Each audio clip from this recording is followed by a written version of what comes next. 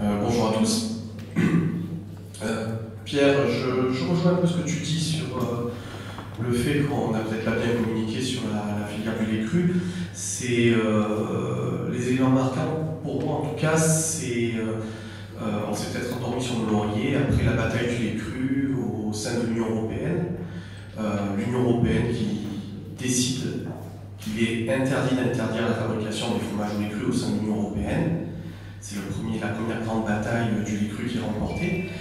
Et la deuxième, c'est il y a maintenant une bonne dizaine d'années, la bataille autour du camembert, où on a maintenu le lait cru sur le camembert. On se rend compte que 10 ans, 15 ans après, le camembert en déterre, on recommence la guerre, on est reparti dessus, et peut-être qu'on n'a pas été suffisamment bon, c'est peut-être endormi, effectivement, en se disant la guerre du lait cru est gagnée, parce qu'on est tous autour d'ici convaincus des bienfaits du lait cru pour tous, ça c'est évident. On l'a bien vu aussi à travers ton étude, l'authenticité des fromages au lait cru, du travail de nos fermiers, de nos artisans, est très bien perçue par les populations. Ça c'est la première chose, c'est ce qui ressort de ton étude.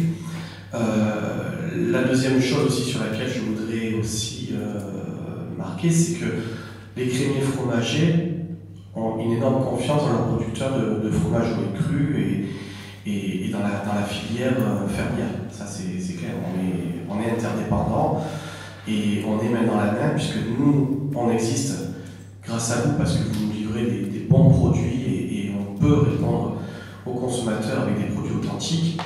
Et derrière ça, nous, on vous offre aussi la possibilité de valoriser vos produits et pas contrairement à la grande distribution où on négocie un prix, nous on veut surtout une qualité. Donc on est vraiment interdépendant là-dessus et ça c'est toujours important de le rappeler.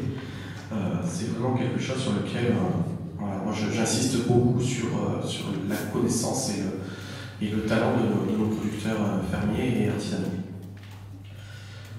Les bienfaits du fromage au lait cru, ça c'est quelque chose qu'on aborde régulièrement dans nos boutiques, hein, puisque les interrogations sont nombreuses de part des clients.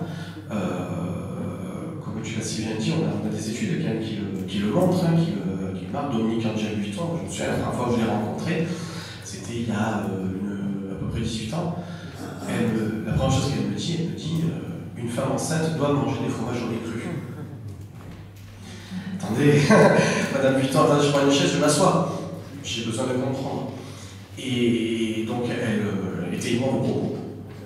Et elle me dit, oui, une femme enceinte doit manger des fromages au lait cru. Et bien sûr, il y a des fromages au lait cru qui présentent des risques plus importants que d'autres. Notamment, elle me parle des croûtes lavées. Ceux-là doivent être mis de côté, mais par contre, il y a énormément de fromages au lait cru qu'une femme enceinte doit manger. À même titre que les fromages pasteurisés, où il y a des fromages pasteurisés qui présentent les mêmes risques, comme les pâtes lavées, toujours, hein, les croûtes lavées. Moi, aujourd'hui, quand je discute avec une femme enceinte, c'est un fromage que je ne conseille pas, qu'il soit cru ou pasteurisé. Ça, c'est clair.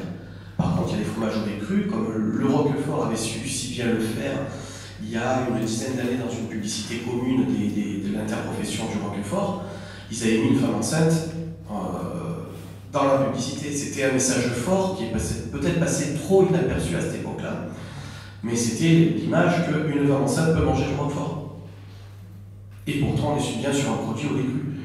Donc, toutes ces choses-là, c'est pour dire que oui, il existe des études sur lesquelles on sait que le lait cru est bénéfique pour nos organismes à court terme, à long terme, comme je viens de le dire, hein, puisque l'effet se porte de 18 mois jusqu'à 6 ans, hein, l'effet, c'était ça.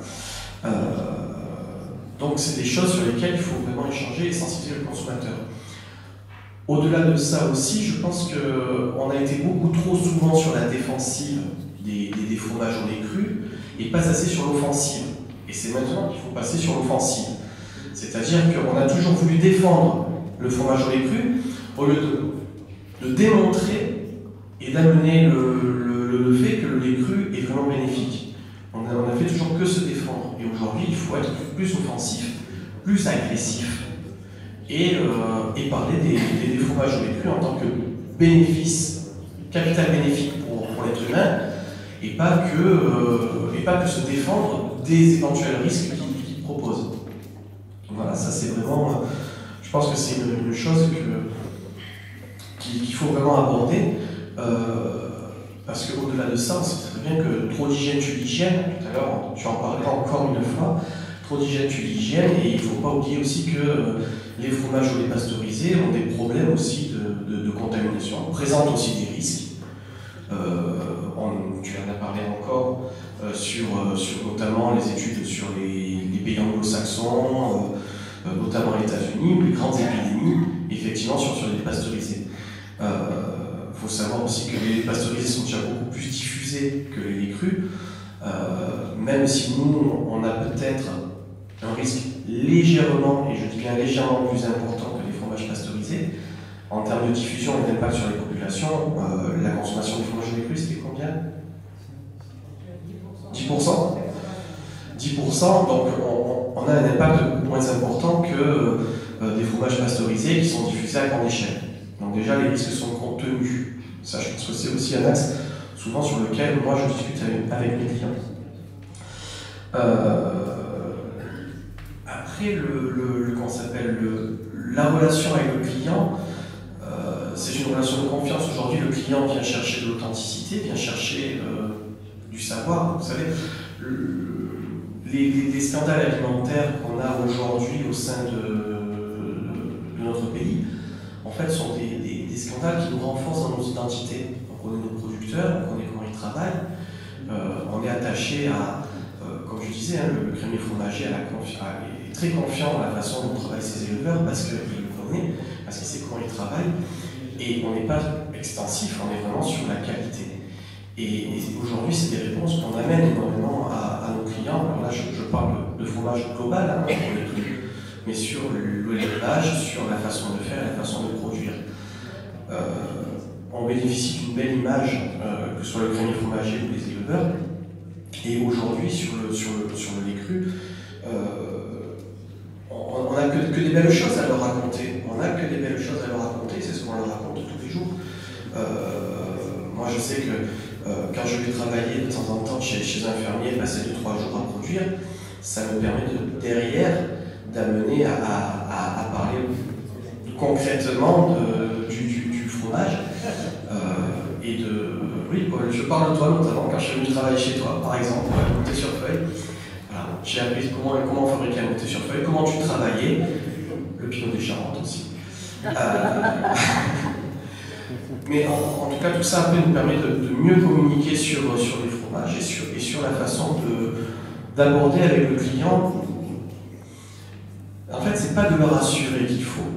Quand il vient chez nous, il n'a pas besoin de se rassurer. Il a besoin d'une histoire de savoir comment c'est produit, dans quelles conditions, et il a besoin de juste conforter dans son choix.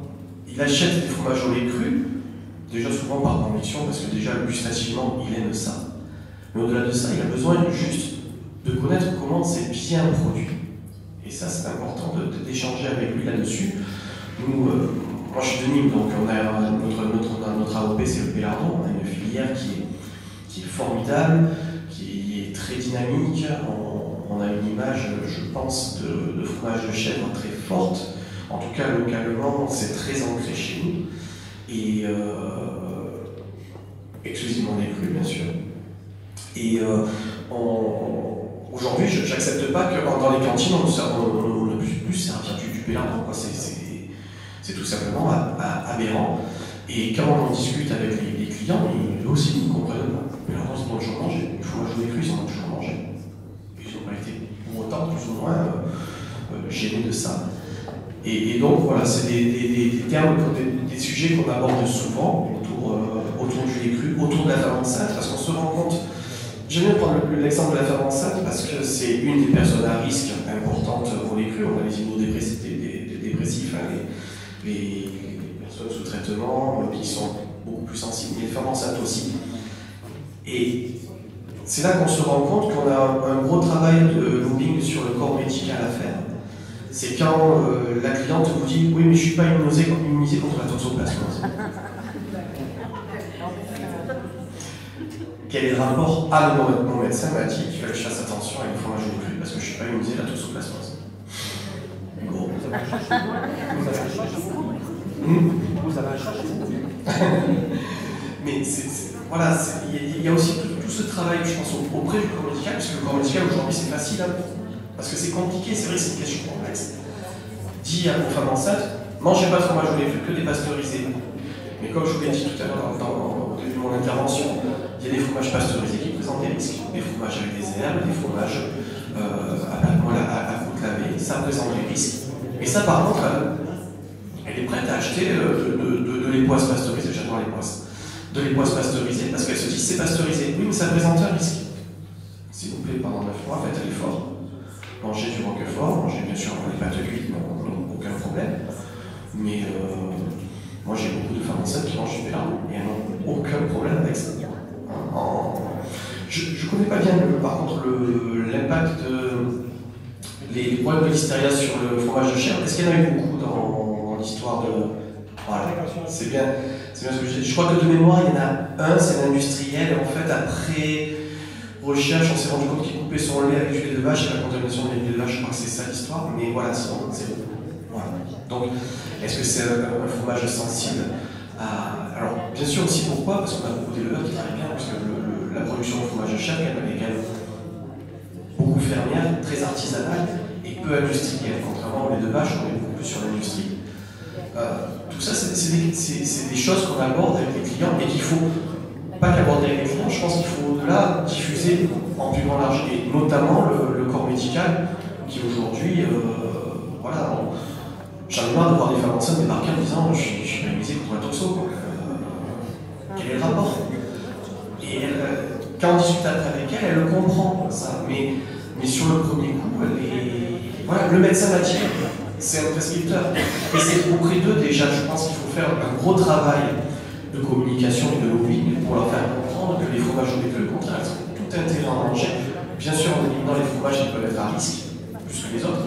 Mais je pense que voilà, c'est comme ça qu'il faut le voir. En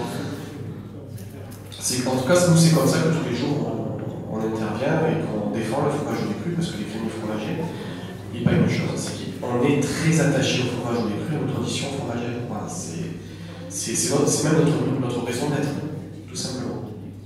Voilà. Après, je ne sais pas si vous avez des questions. Mon intervention est assez courte, hein, puisque voilà, je parle vraiment juste de voilà, comment je fonctionne moi dans la boutique.